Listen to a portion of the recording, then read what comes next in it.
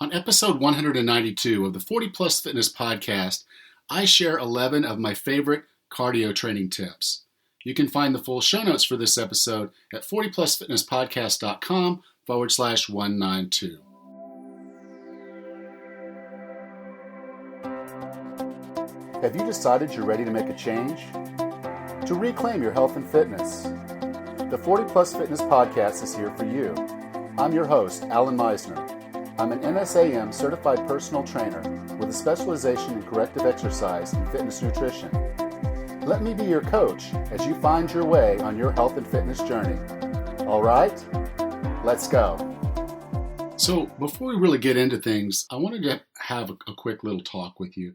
You know, a lot of people do get into cardio as a way of burning calories to lose weight. And if you've listened to this podcast much at all, you know that I'm just not a big proponent of that model, because even though it does work for some, for the vast majority of us, it does not. You cannot burn off the calories fast enough because it's just so much easier to eat them. You know, you can literally eat a hamburger, a 600 calorie hamburger in 15 minutes. It's going to take you well over an hour, maybe even longer, of intense work to burn that 600 calories. So the calories in and out model is not really, when I talk about cardio, it's not really where I'm going with this. Although I know a lot of you are doing that, just realize that's not where it's at. It's in the food. So I am going to get into cardio in a minute, but before I do, if you are looking to lose some weight, I really wish you would check out the Surefire Results for Weight Loss program I've put together. It's a 28-day program to help you cut weight, and it's really not that difficult to do once you know these 3 fundamental lifestyle changes that you can make over the course of 28 days. And I guarantee you're going to lose the weight. If you don't, just give me the money back. So I'll give you the money back. I don't care. I don't want your money if I can't give you the results. But really, for $1 a day, a 28-day program is going to teach you the 3 fundamental lifestyle changes that you need to make to be healthy and lose the weight. So if you go to 40plusfitnesspodcast.com/surefire, you can read more about the program, and I do hope you'll join us. I know we're releasing this episode right before Christmas, so many of you are saying, well, I don't want to get on this until after Christmas, but hey, it's top of mind right now. It's something you want for yourself. Go ahead and sign up now, and you can start the program the day after Christmas. That's cool too. But really, let's go ahead and jump on this. I know you want to do this. I know I can get you the results, so please, 40plusfitnesspodcast.com/surefire. All right, so let's talk about cardiovascular training. And first off, before I really get into the tips that I have for you that I think are really, really good, I do want to take just a minute to kind of talk about why we would do cardiovascular training. You know, I've already kind of told you, a lot of people go for fat loss, and it works for some people, but for most people, they just can't keep it up. They don't change the eating habits and don't change some of the other lifestyle things. The running, getting on the treadmill, the elliptical machine, the Zumba classes just aren't going to make it happen. For a lot of people, though, it's that first trigger. It's that first thing that gets them going. And they find that they really enjoy it. And that's really where I want to go with all this, is that cardiovascular training, the running, the classes, all that can really be a huge enjoyment as a part of your life. It is one of the easiest ways to get your body to release endorphins.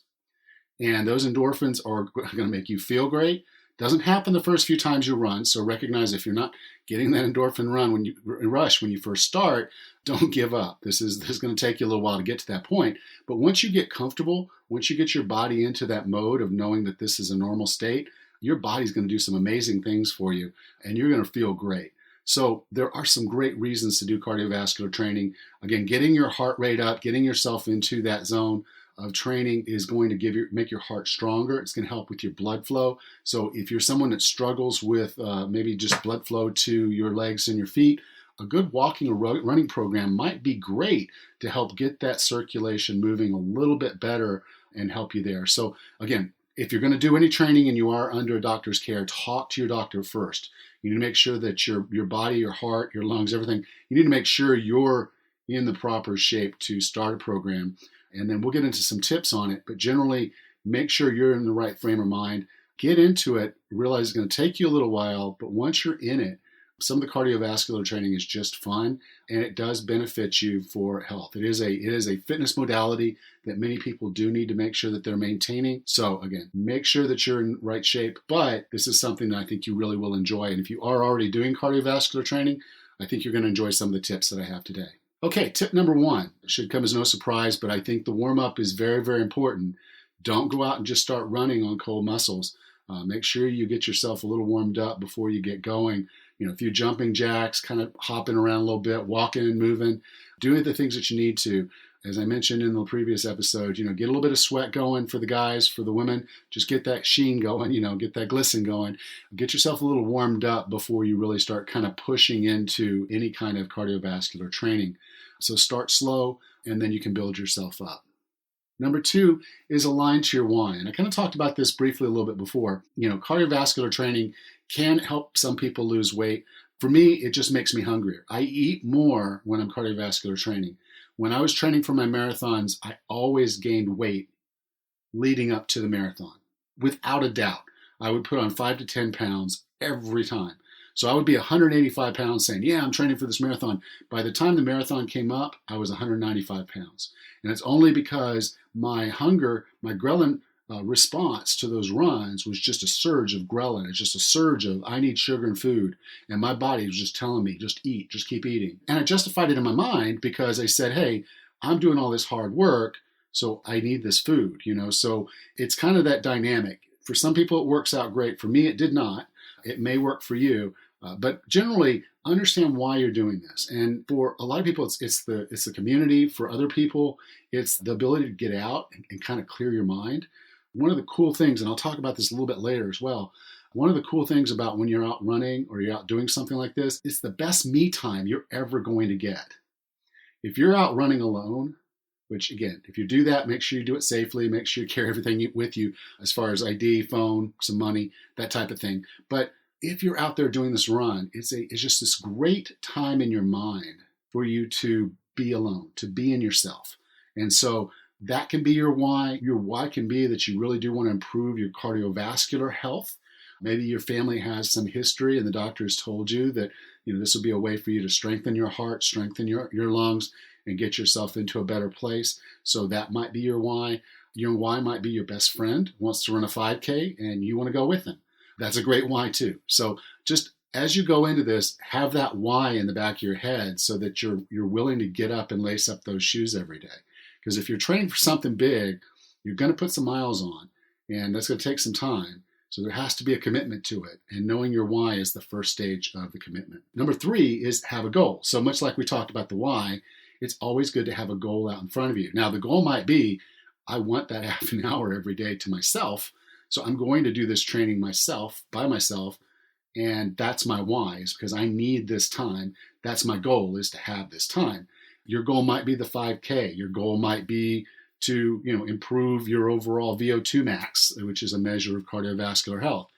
But whatever your goal is, set that goal and work toward it. That'll kind of give you that next step. And then once you pass that goal, set another one. It doesn't have to be a longer goal. So a lot of people will sit there and say, I ran the 5K, I ran the 10K, I ran the half marathon, I ran the marathon, I ran the ultra, and they realize, okay, or they don't go that far, but they realize after running the marathon, it's like, I'll stick to the half marathons. I like those better.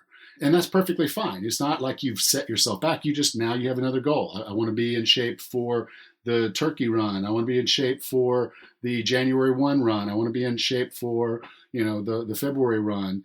And, all those races that are now in front of you are those goals that you're training for. So have a goal that'll help keep you focused.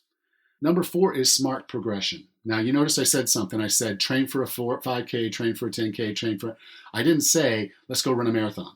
You need to set a progression to how you're doing this. A slow add of mile, a slow add of speed maybe. But each time you're going to make an add to something, it needs to be gradual. The body can adapt to the stress of doing more training, but not if you're going too far. Most running teachers will tell you not to increase your mileage more than 10% week on week. I think that's a pretty good goal. At the beginning, you might find it a little easier to go a little further than that, but not much further, to be honest with you. The 10% is probably a good guideline for mileage. And when you look to building your longer runs, keep that same thing. So a lot of people that are training for longer races will have like a short day and then a long day and then a short day and a long day, and then they'll take a day off and then they'll have a really long day. Now, if you go to the next week and your really long day doesn't need to be a whole lot longer than your really long day was the week before. So even though I'm saying these progressions from week to week, your weekly mileage you don't need to pile that all into one day. You need to know that your progressions are set so that your body can adapt and do the work you're asking it to do. Number 5 is rest. One of the problems most runners have is that they feel like they can run every single day. And unfortunately, they don't let their bodies recover, really ever fully recover from the work that they're doing. And that's because running can be quite addictive. That endorphin rush and all that can be very addictive. And so one of the things I would say is make sure that you're getting adequate rest before you do your next run. I know when I would run my marathons, my legs would take almost an entire month to recover. And I hear that's kind of normal. Is that when they say whatever your mileage is, give yourself that number of days. So if you run a 5K, which is a little over 3 miles, after that 5K, you may want to give yourself 3 days to fully recover from that 5K as you're training up.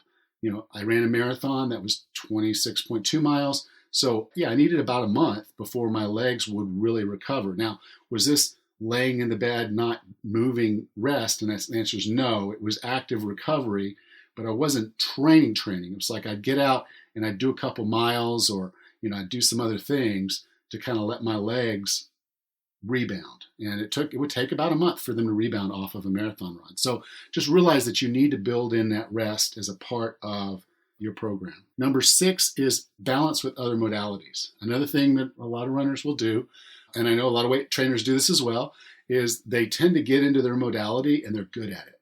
You get in there and you start enjoying the running and you're good at it.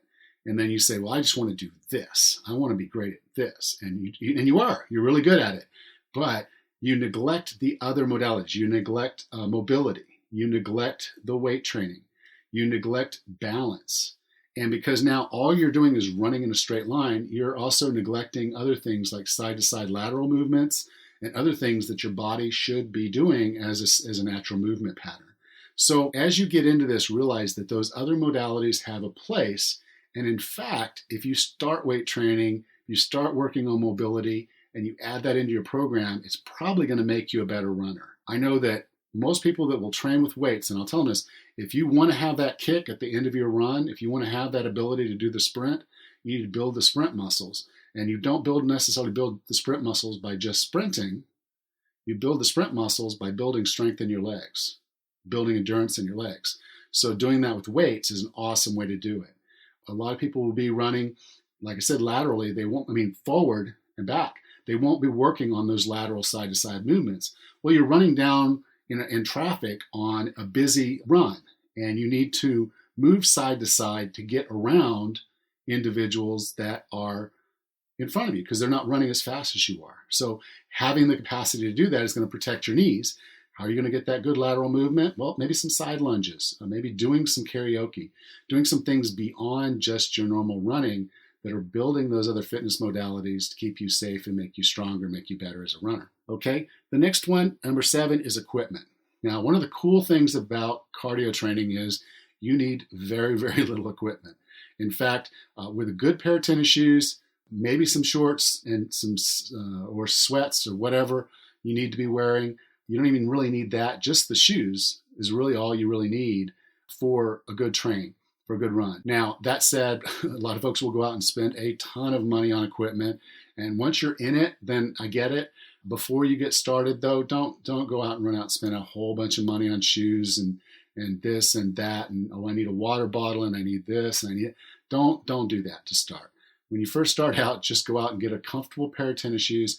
I'd say go to a running store first, because one of the cool things about really good running stores is when you go to buy shoes, they will size you properly. They will watch you run. They'll say, well, run. I want to see your gait. I want to see how you stand. And they will help prescribe good shoes for your running style. And that'll help keep you comfortable and keep you from being injured. So go get a good pair of shoes. But beyond that, you don't really need a ton of equipment. Now, the only other thing I'd say is if you're going to get into things like biking or whatnot, then, Don't necessarily go out and buy the most expensive bike, but buy a decent bike when you get started. And if you're going to be doing stuff indoors, just make sure that what you're buying gets rated well on Amazon or whatnot. So if you're going to get a treadmill or you're going to get an elliptical machine and that's going to be your cardiovascular training, or maybe an indoor stationary bike, look at the reviews and find something that suits your needs, and then you can do the training. But, this is a great sport, a great thing, because you can do it without spending a lot of money, but you can end up spending a ton of money once you get into it. So I'd say start slow with this, get it comfortable, and then over time you'll be able to add to the types of equipment and whatnot you need or want for your endeavors. Okay, number 8 is mindfulness. And I talked about this a little bit at the beginning as to the why. One of the cool things about getting out and going for particularly an early morning run, I don't know what it is about the early mornings, but I'm sure a lot of other folks can chime in on this one. But for some reason, an early morning run when no one else is out, it's really quiet, and maybe you stir up a rabbit, or you just those little things that happen and you're just kind of in the moment. I've been running down the roads here and there's just a little group of deer. A mother and a couple of her babies are just kind of just standing in one of the yards, just watch me run by.